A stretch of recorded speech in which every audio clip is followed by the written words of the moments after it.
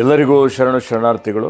ಇತ್ತೀಚೆಗೆ ನಿಧನರಾದ ನಮ್ಮ ತಂದೆಯವರಾದ ಶತಾಯುಷಿಗಳಾದ ಪೂಜ್ಯ ಭೀಮಣ್ಣ ಖಂಡ್ರೆ ಅವರ ನುಡಿ ನಮನ ಕಾರ್ಯಕ್ರಮ ಇದೇ ಬರುವ 14ನೇ ತಾರೀಕಿಗೆ ಅರಮನೆ ಮೈದಾನದಲ್ಲಿ ಅಖಿಲ ಭಾರತ ವೀರಶೈವ ಲಿಂಗಾಯತ ಮಹಾಸಭೆ ಮತ್ತು ಶಾಂತಿಪ್ರದ ಶಿಕ್ಷಣ ಸಂಸ್ಥೆಯ ಸಂಯುಕ್ತ ಆಶ್ರಯದಲ್ಲಿ ಏರ್ಪಾಡು ಮಾಡಲಾಗಿದೆ. ಈ ನುಡಿ ನಮನ ಕಾರ್ಯಕ್ರಮದಲ್ಲಿ ಪರಂ ಪೂಜ್ಯ ನಮ್ಮ ಸಿರಿಗೆರೆ ಶ್ರೀಗಳು, ಪರಂ ಪೂಜ್ಯ ಸುತ್ತೂರು ಶ್ರೀಗಳು, ಪರಂ ಪೂಜ್ಯ ಸಿದ್ಧಗಂಗಾ ಶ್ರೀಗಳು, ಪರಂ ಪೂಜ್ಯ ಭಾಲ್ಕಿ ಶ್ರೀಗಳು, ಇತರ ಅನೇಕ ಹರಗುರು ಚರಮೂರ್ತಿಗಳು ಭಾಗವಹಿಸಲಿದ್ದಾರೆ.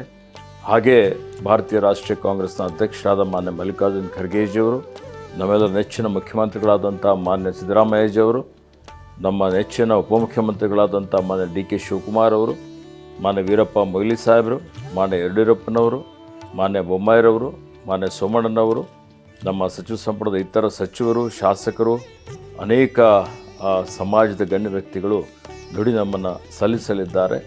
ಈ ಕಾರ್ಯಕ್ರಮ ಅರಮನೆ ಮೈದಾನದ ಗಾಯತ್ರಿ ವಿಹಾರ್ ಗೇಟ್ ನಂಬರ್ 4ರಲ್ಲಿ ಸಾಯಂಕಾಲ 5:30 ಗಂಟೆಗೆ ಆಯೋಜನೆ ಮಾಡಲಾಗಿದೆ.